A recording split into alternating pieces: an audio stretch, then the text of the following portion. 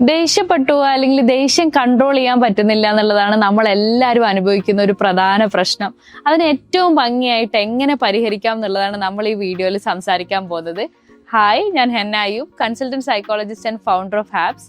നമ്മൾ ദേഷ്യത്തിന്റെ ഒരുപാട് വീഡിയോസ് കണ്ടിട്ടുണ്ട്. ദേഷ്യം എങ്ങനെ പരിഹരിക്കാം, ദേഷ്യം എന്തുകൊണ്ട് വരുന്നു, ദേഷ്യത്തിനെ എങ്ങനെ മാനേജ് ചെയ്യാം, അങ്ങനെ ഒരുപാട് കാര്യങ്ങളുള്ള ഇൻഫർമേഷൻ നമ്മൾ ഓവർലോഡ് ആയിട്ട് പോകുന്ന കാര്യങ്ങളാണ്. അപ്പോൾ നമുക്ക് എത്രയും പെട്ടെന്ന് എന്താണ് ദേഷ്യത്തിന്റെ കാരണം എന്നുള്ളത്, എങ്ങനെ ദേഷ്യം പരിഹരിക്കാം എന്നുള്ളത് നമുക്കൊരു ഈ വീഡിയോയിലൂടെ നോക്കാം. ദേഷ്യത്തിന്റെ കാരണങ്ങൾ നമ്മൾ നോക്കുകയാണെങ്കിൽ കുറച്ച് ഫാക്ടേഴ്സ് എന്ന് പറഞ്ഞാൽ നമുക്ക് ചൈൽഡ്ഹുഡ് ആയിട്ട് നമ്മളെ ചെറുപ്പം മുതലേ നമ്മളെ വീട്ടുകാർ ദേഷ്യപ്പെടുന്ന ഒരു പാറ്റേൺ ഉണ്ട്, അല്ലെങ്കിൽ നമ്മൾ കൂടുതലായിട്ടും ഇതേപോലെ ദേഷ്യപ്പെടുന്ന ആൾക്കാരുമായിട്ട് നമ്മൾ ജീവിച്ചിട്ടുള്ള ഒരു അനുഭവം നമുക്ക് ഉണ്ടെങ്കിൽ നമുക്കൊരു ലേൺഡ് ബിഹേവിയർ ആയിട്ട് നമുക്ക് ദേഷ്യം വരാറുണ്ട്. പിന്നെ നമ്മൾ പറയുകയാണെങ്കിൽ നമുക്കൊരു സൈക്കോളജിക്കൽ ട്രോമ അല്ലെങ്കിൽ ഫിസിക്കൽ ട്രോമ, ഹെഡ് ഇഞ്ചുറി ഒക്കെ വന്ന ആൾക്കാരിൽ എന്താ പറയുന്നത്, അതിന്റെ ആഫ്റ്റർ എഫക്റ്റ് ആയിട്ട് അവർക്ക് ദേഷ്യം ബിഹേവിയർ വന്നതായിട്ട് നമ്മൾ കാണാറുണ്ട്. അല്ലെങ്കിൽ എന്താ പറയുന്നത്, നിരന്തരം ഒരു സ്ട്രെസ്സിലൂടെ നമ്മൾ ഗോ ത്രൂ ചെയ്യണം. അതിപ്പോൾ എന്താ പറയുന്നത്, വർക്കിലാണെങ്കിലോ അല്ലെങ്കിൽ ഫാമിലി ലൈഫിലാണെങ്കിലൊക്കെ അത്തരം പ്രശ്നങ്ങൾ അനുഭവിക്കുന്ന സമയത്ത് ആ ഒരു സ്ട്രെസ്സിന്റെ റിയാക്ഷൻ ആയിട്ട് നമ്മൾ ദേഷ്യപ്പെട്ടു പോകാറുണ്ട്. അതേപോലെ തന്നെ നമുക്ക് പറയാതിരിക്കാൻ പറ്റാത്തൊരു കാര്യമാണ് നമ്മുടെ എന്താ പറയുന്നത് സബ്സ്റ്റൻസ് അബ്യൂസ് പോലെ, അല്ലെങ്കിൽ ഓവറായിട്ട് ഫോൺ അഡിക്ഷൻ ഉള്ള ആൾക്കാരിലൊക്കെ എന്താ പറയുന്നത്, അതിൽ അവർ മുഴുകി നിൽക്കുന്ന സമയത്ത് അല്ലെങ്കിൽ അതിനോട് വിഡ്രോ ചെയ്യുന്ന സമയത്ത് അവരൊരു സ്ട്രെസ് റിയാക്ഷൻ ആയിട്ട് അവർ ആങ്കർ ഔട്ട്ബസ്റ്റ് കാണിക്കാറുണ്ട്. അപ്പോൾ എന്ത് കാരണമോ ആയിക്കോട്ടെ, നമ്മുടെ ദേഷ്യം എന്ന് പറയുന്ന ഒരു ബിഹേവിയറൽ പാറ്റേൺ നമ്മുടെ ലൈഫിൽ ഉണ്ടാവുന്നത്, അതിൽ നമുക്ക് ഏറ്റവും ഇമ്പോർട്ടൻ്റ് ആയിട്ട് നമ്മൾ അറിഞ്ഞിരിക്കണം ഇതിനെ എങ്ങനെ മാനേജ് ചെയ്യാം. ദേഷ്യം എന്ന് പറയുന്നത് എപ്പോഴും നമ്മുടെ എന്താ പറയുന്നത് സങ്കടം പോലെ, സന്തോഷം പോലെ നമ്മുടെ ഒരു കോമൺ ഇമോഷണൽ ഫീലിംഗ് ആണ് നമുക്ക് ദേഷ്യം എന്ന് പറയുന്നത്. പക്ഷെ ദേഷ്യം എപ്പോഴും പ്രശ്നക്കാരനാവുന്നത് ദേഷ്യത്തിൽ നമ്മൾ എങ്ങനെ റിയാക്ട് ചെയ്യുന്നു എന്നുള്ളതാണ്. ഇപ്പൊ എനിക്ക് ഭയങ്കര ദേഷ്യം വരുന്നുണ്ട്, ഞാൻ ഈ പില്ലോനെ അമർത്തി പിടിക്കുകയാണെങ്കിൽ എന്താണ്, അതൊരു ഹെൽത്തി റിയാക്ഷൻ ആണ്. ഇത് കാരണം വേറെ ആർക്കും ബുദ്ധിമുട്ടാവുന്നില്ല. ചിലപ്പോൾ കാണുമ്പോൾ ഉള്ള ഒരു പ്രയാസം എന്നല്ലാതെ എനിക്ക് തന്നെ മാനേജ് ചെയ്യാൻ പറ്റുന്ന ഒരു കാര്യമാണ് ഞാൻ അതെന്ത് ചെയ്യുന്നത്, ഹെൽത്തി വേയിൽ അതിനെ മാനേജ് ചെയ്യുകയാണെങ്കിൽ. പക്ഷെ നമ്മുടെ ആങ്കർ എപ്പോഴും ഡേഞ്ചർ ആവുന്നതെന്ന് വെച്ച് കഴിഞ്ഞാൽ നമ്മൾ അതിന് ശേഷം എന്താണ്, ആൾക്കാരോട് അമിതമായിട്ട് സൗണ്ടിൽ ഔട്ട് ബേസ്റ്റ് ചെയ്യുക, അല്ലെങ്കിൽ സാധനങ്ങൾ വലിച്ചെറിഞ്ഞ് പൊട്ടിക്കുക, അല്ലെങ്കിൽ അതിന് ശേഷം അതിൻ്റെ ഇമോഷണൽ റിയാക്ഷനായിട്ട് കടുത്ത തീരുമാനങ്ങൾ എടുക്കുക. അങ്ങനെയൊക്കെ വരുന്ന സമയത്താണ് ആങ്കർ നമ്മളെ ലൈഫിൽ ഏറ്റവും ബുദ്ധിമുട്ടിക്കുന്നത്. അതുകൊണ്ട് തന്നെ നമ്മൾ അതിനെ കൃത്യമായിട്ട് മാനേജ് ചെയ്യുക, കൃത്യമായിട്ട് പഠിച്ച് അതിൽ വർക്ക് ചെയ്യുക എന്ന് പറയുന്നത് ഇമ്പോർട്ടൻ്റ് ആയിട്ടുള്ള കാര്യമാണ്. അതിനെങ്ങനെ നമുക്ക് എളുപ്പം ചെയ്യാം എന്നുള്ളതാണ് നമ്മൾ നെക്സ്റ്റ് സെഷനിൽ പറയാൻ പോകുന്നത്. ആങ്കർ മാനേജ് ചെയ്യുന്ന സമയത്ത് നമ്മൾ ഏറ്റവും നന്നായിട്ട് ശ്രദ്ധിക്കേണ്ട ഒരു കാര്യം നമ്മുടെ ട്രിഗേഴ്സ് എന്തൊക്കെയാണെന്നുള്ളതാണ്. നമ്മൾ ഏതൊരു സിറ്റുവേഷൻ വരുന്ന സമയത്താണ് നമ്മൾ എന്ത് ചെയ്യുന്നത്, ഈ ഒരു ബിഹേവിയറിലേക്ക് നമ്മൾ എത്തിപ്പെടുന്നത്.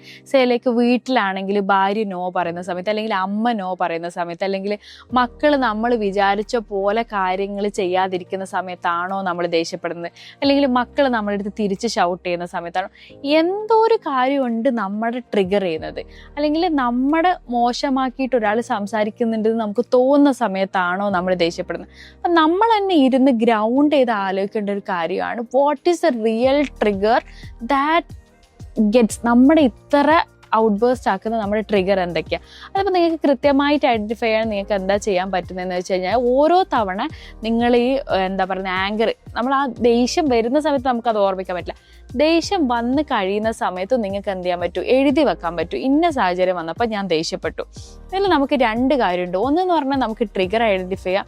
രണ്ട് എന്ന് പറഞ്ഞു കഴിഞ്ഞാൽ നെക്സ്റ്റ് ടൈം ഇതേ സിറ്റുവേഷൻ വരുന്ന സമയത്ത് നമുക്കിതിലൊരു കൺട്രോൾ ഉണ്ടാക്കിയെടുക്കാൻ പറ്റും എന്നുള്ള ഒരു ഹെൽപ്ഫുൾ ബെനിഫിറ്റും നമുക്കിതിലുണ്ട്. അതിന് നിങ്ങൾക്ക് വേണമെങ്കിൽ ഇനി വരുന്ന ഇങ്ങനെ ഒരു അമിതമായിട്ടുള്ള ദേഷ്യമുള്ള ഒരാളാണെങ്കിൽ ഇനി വരുന്ന 30 ദിവസത്തേക്ക് എല്ലാ ദിവസവും രാത്രി ഒരു ഡയറി എഴുതുന്ന പോലെ ഇന്ന് ഞാൻ ദേഷ്യപ്പെട്ട അനുഭവങ്ങൾ അല്ലെങ്കിൽ സിറ്റുവേഷൻസ് കൃത്യമായിട്ട് എഴുതി വെക്കുക. ഇതോടുകൂടി തന്നെ നമുക്കൊരു കാര്യം മനസ്സിലാവും, നമ്മൾ അലേർട്ട് ആവണം എന്നുള്ളത്. നമ്മുടെ ഈ ദേഷ്യപ്പെടാൻ പോകുന്ന സിറ്റുവേഷനിൽ നമ്മൾ അലേർട്ട് ആവുന്ന സമയത്താണ് നമുക്കതിനെ കൺട്രോൾ ചെയ്യാൻ പറ്റുക. കാരണം നേരത്തെ നമ്മൾ പറഞ്ഞ പോലെ ദേഷ്യം തോന്നുക എന്ന് പറയുന്നത് ഭയങ്കര ഓക്കെ ആയിട്ടുള്ള കാര്യമാണ്. അത് നമുക്ക് ദേഷ്യം തോന്നണം. തീരെ ദേഷ്യം തോന്നാത്ത ആരാ ഉള്ളത്? എല്ലാവർക്കും ദേഷ്യം വരും അല്ലേ? പക്ഷെ ആ ദേഷ്യത്തിന് ഓരോ ആൾക്കാർ എടുക്കുന്ന രീതിയും ഓരോ ആൾക്കാർ അത് പ്രകടിപ്പിക്കുന്ന രീതിയിലുമാണ് വ്യത്യാസം വരുന്നത്. അതുകൊണ്ട് തന്നെ നമുക്ക് ആ അലേർട്ട് ആവാൻ നമുക്ക് കഴിഞ്ഞു കഴിഞ്ഞാൽ നമുക്കത് ഹെൽത്തി വേയിൽ മാനേജ് ചെയ്യാം. നമുക്ക് നല്ല ദേഷ്യം തോന്നുന്നുണ്ടെങ്കിൽ നമുക്ക് മിണ്ടാതിരുന്ന് റൂമിൽ പോയി നമ്മൾ അതിനെന്താ പറയുന്നത്, ഒരു പില്ലോനെ ഇടിച്ചിട്ടോ അല്ലെങ്കിൽ ബോളിനെ ഹിറ്റ് ചെയ്തിട്ടോ അല്ലെങ്കിൽ എന്താ പറയുന്നത് വേറെ എന്തെങ്കിലും നമ്മളെന്താ പറയുന്നത് നമ്മളെ ഒരു സ്ട്രെസ് റിലീവ് ചെയ്യുന്ന ഒരു മെക്കാനിസം ചെയ്തിട്ടാണ് നമ്മളത് തീർക്കുന്നതെങ്കിൽ പ്രശ്നമില്ല. നമ്മൾ നമ്മളിപ്പോൾ ഒരു ഉദാഹരണം എടുക്കുകയാണെങ്കിൽ നമുക്ക് ഒരാളോട് ഭയങ്കര അധികം ദേഷ്യം വന്നു. ആ ദേഷ്യം വന്നിട്ട് നമ്മളത് ഷൗട്ട് ചെയ്ത് കഴിയുമ്പോൾ പിന്നെ നമുക്ക് അതിനെക്കുറിച്ച് ചിന്തിക്കാനുള്ള ഒരു ഗ്യാപ്പ് കിട്ടുന്നില്ല. അതുകൊണ്ട് തന്നെ ഏത് സിറ്റുവേഷനിലാണോ നമുക്ക് ആ ദേഷ്യം വന്നത് അവിടെ നിന്ന് നമ്മൾ മാറി നിൽക്കുക എന്ന് പറയുന്നത് ഭയങ്കര ഇമ്പോർട്ടൻ്റ് ആയിട്ടുള്ള കാര്യമാണ്.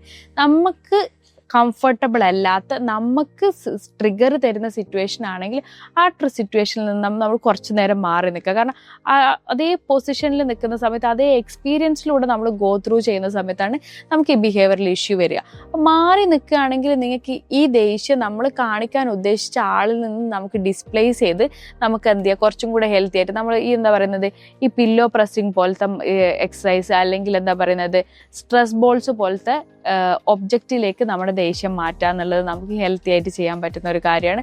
അത് നമ്മുടെ ലൈഫിൽ ഇത് കാരണം വരുന്ന കുറേ പ്രോബ്ലംസിനെ നമുക്ക് കുറേ അവോയ്ഡ് ചെയ്യാനും സാധിക്കും. പിന്നെ നമുക്ക് പ്രധാനമായിട്ട് ഇത് വരാനുള്ളൊരു കാരണം എന്ന് പറഞ്ഞു കഴിഞ്ഞാൽ നമ്മുടെ ബോഡി എന്ത് ചെയ്യുന്നില്ല, കൃത്യമായിട്ട് റെസ്റ്റ് കൊടുക്കുന്നില്ല, അല്ലെങ്കിൽ ബോഡി ഇത്തരം ബിഹേവിയേഴ്സിന് അല്ലെങ്കിൽ ഇത്തരം ഇമോഷനെ വൃത്തിയായിട്ട് കൺട്രോൾ ചെയ്യാത്തതും കൊണ്ടാണ്. കാരണം എന്ന് വെച്ച് കഴിഞ്ഞാൽ നമ്മുടെ ബോഡിക്ക് എപ്പോഴും നിരന്തരം എന്താ പറയുന്നത് സ്റ്റിമുലസ് കിട്ടിക്കൊണ്ടിരിക്കുന്നുണ്ട്. നമുക്ക് ജോലി സ്ട്രെസ്, വീട്ടിലെ സ്ട്രെസ്, വീട്ടിലെ കാര്യങ്ങൾ, ഫിനാൻഷ്യൽ ബേർഡൻസ്, അങ്ങനെ ഓരോ കാര്യങ്ങളും നമ്മൾ ഗോ ത്രൂ ചെയ്ത് പോകുന്നതല്ലേ. അപ്പം നമ്മൾ എന്ത് ചെയ്യണമെന്ന് വെച്ച് കഴിഞ്ഞാൽ കൃത്യമായിട്ടുള്ള ഒരു ചാനലൈസിങ് പാറ്റേൺ നമുക്ക് വേണം. അത് പറയുകയാണെങ്കിൽ നമ്മളിപ്പോൾ മെൻ്റൽ ഹെൽത്ത് ഒക്കെ ബെറ്റർ ആയി വെക്കാൻ പറയുന്ന സെയിം പരിഹാരങ്ങൾ തന്നെ നമുക്ക് ഇവിടെ എടുക്കാം. എന്ന് വെച്ച് കഴിഞ്ഞാൽ കൃത്യമായിട്ടുള്ളൊരു സ്ലീപ്പ് പാറ്റേൺ വേണം. നമ്മൾ എന്താ പറയുന്നത്, രാത്രി ഒരുപാട് നേരം ഫോൺ കണ്ട് 12 മണി 1 മണി അത്രയും ലേറ്റ് ആയിട്ട് ഉറങ്ങുക, രാവിലെ വൈകി എഴുന്നേൽക്കുക എന്ന് വെച്ച് കഴിഞ്ഞാൽ കൃത്യമായിട്ടുള്ളൊരു സ്ലീപ്പിംഗ് പാറ്റേൺ ഇല്ലാത്ത സമയത്ത് തന്നെ നമ്മൾ കൂടുതലായിട്ട് സ്ട്രെസ് ആവാൻ, ഇതേപോലത്തെ എന്താ പറയുന്നത് നമുക്ക് ഹെൽത്തി അല്ലാത്ത ആങ്കർ ഔട്ട് ബേസ്റ്റ് പോലത്തെ ബിഹേവിയർ നമുക്ക് ഉണ്ടാവാനുള്ള ചാൻസ് കൂടുതലാണ്. അപ്പോൾ നല്ലൊരു സ്ലീപ്പ് ഹൈജീൻ മെയിൻറ്റെയിൻ ചെയ്യുക, സ്ലീപ്പ് പാറ്റേൺ മെയിൻറ്റെയിൻ ചെയ്യുക എന്നുള്ളത് ഇമ്പോർട്ടൻ്റ് ആയിട്ടുള്ള കാര്യമാണ്. രണ്ടാമത്തെ ഒരു കാര്യം എന്ന് പറയുന്നത് നമ്മൾ കൃത്യമായിട്ട് എക്സസൈസ് ചെയ്യുക. ഈ എക്സസൈസ് ചെയ്യുക എന്ന് പറയുന്നത് നമ്മൾ ഭയങ്കര സിമ്പിളായിട്ട് കാണും, എല്ലാവരും പറയുന്ന പരിഹാരമല്ലേ എന്നൊക്കെ നമുക്ക് തോന്നാൻ ചാൻസ് ഉണ്ട്. പക്ഷേ ഇപ്പം നന്നായിട്ട് എക്സസൈസ് ചെയ്യുന്ന അല്ലെങ്കിൽ കൃത്യമായിട്ടൊരു ഹെൽത്തി ലൈഫ് സ്റ്റൈൽ പാറ്റേൺ ഉള്ള ആൾക്കാരിൽ ഇത്തരം സ്വഭാവങ്ങളൊക്കെ വളരെയധികം കുറഞ്ഞത്, അല്ലെങ്കിൽ എന്താ പറയുന്നത് അമിതമായിട്ട് ദേഷ്യപ്പെടുന്ന ഒരാളായിരുന്നു, പക്ഷേ ലൈഫ് സ്റ്റൈലിലൊക്കെ മാറ്റം വരുത്തിയപ്പോൾ ആൾ നന്നായി ബെറ്ററായി എന്നൊക്കെ നമ്മൾ പറഞ്ഞു കേട്ടിട്ടില്ല. കാരണം എന്ന് വെച്ച് കഴിഞ്ഞാൽ ഇതിന് അത്രയും നല്ലൊരു സയൻറ്റിഫിക് ബേസിസ് ഉണ്ട്. നമ്മുടെ ലൈഫിൽ ഒരു പാറ്റേൺ നമ്മൾ ക്രമീകരിക്കുന്ന സമയത്ത് ഇത് നമ്മുടെ ബോഡിയിൽ ഉണ്ടാക്കുന്ന ചേഞ്ചസും നമ്മുടെ ഇതേപോലത്തെ ആങ്കർ ഔട്ട് ബസ്റ്റ് പോലത്തെ ബിഹേവിയറിൽ ഉണ്ടാക്കുന്ന ചേഞ്ചസുകളും, പിന്നെയെന്ന് പറഞ്ഞു കഴിഞ്ഞാൽ നമ്മുടെ അഡിക്ഷൻ പോലത്തെ ബിഹേവിയേഴ്സ് കാര്യങ്ങൾ എന്തെങ്കിലും ഉണ്ടെങ്കിൽ നമ്മൾ കൃത്യമായിട്ട് അതിന് വേണ്ട ചികിത്സയും കാര്യങ്ങളൊക്കെ എടുത്തിട്ട് എന്ത് ചെയ്യുക, മാനേജ് ചെയ്യുക.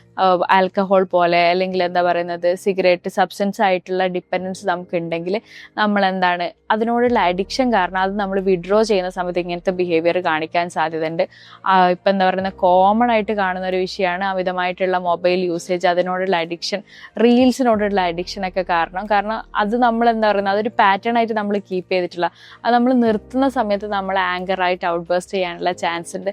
അതുകൊണ്ട് നമ്മളെ ലൈഫിൽ എന്ത് പ്രോബ്ലംസ് ആണ് നമ്മൾ ഫേസ് ചെയ്യുന്നത് നമുക്ക് കൃത്യമായിട്ടുള്ളൊരു അവയർനെസ് വേണം. നമുക്കൊരു അവയർനെസ് ഉണ്ടാവുന്നിടത്താണ് നമ്മൾ കൃത്യമായിട്ട് നമുക്കത് പരിഹരിക്കാൻ പറ്റുന്നത്. അപ്പോൾ ഈ വീഡിയോ കണ്ട് നിങ്ങളെ ആങ്കർ മാനേജ് ചെയ്യാൻ നിങ്ങൾ ഉദ്ദേശിക്കുന്ന ഒരാളാണെങ്കിൽ you can take a paper and pen, sit down there and write. ശരിക്കും എൻ്റെ പ്രശ്നം എന്താണ് എന്നെ ദേഷ്യപ്പെടുത്തുന്നത്, എങ്ങനെ എനിക്ക് ഇതേ വഴികളിലൂടെ നമ്മൾ ഈ പറഞ്ഞ വഴികളിലൂടെ കുറയ്ക്കാൻ പറ്റുന്നില്ല, നിങ്ങൾ ആദ്യം എഴുതി വെക്കുന്നിടത്താണ് നിങ്ങളുടെ ഫസ്റ്റ് സ്റ്റെപ്പ് സ്റ്റാർട്ട് ചെയ്യുന്നത്. അങ്ങനെ നിങ്ങളുടെ ഫസ്റ്റ് സ്റ്റെപ്പ് ചെയ്യുക. ഇതിൽ നന്നായിട്ട് ട്രെയിൻ ചെയ്യാൻ നിങ്ങളെ തന്നെ ഹെൽപ്പ് ചെയ്യുക. നിങ്ങളെ കൊണ്ട് പറ്റുന്നില്ലെങ്കിൽ നിങ്ങൾക്കൊരു കൗൺസിലറെയോ അല്ലെങ്കിൽ ഒരു സൈക്കോളജിസ്റ്റിൻ്റെയോ സപ്പോർട്ട് എടുക്കുക. എന്നിട്ട് അത് മാനേജ് ചെയ്ത് ലൈഫിന് ഏറ്റവും അടിപൊളിയായിട്ട് കൊണ്ടുപോകാൻ എല്ലാവർക്കും സാധിക്കട്ടെ. Thank you so much for watching.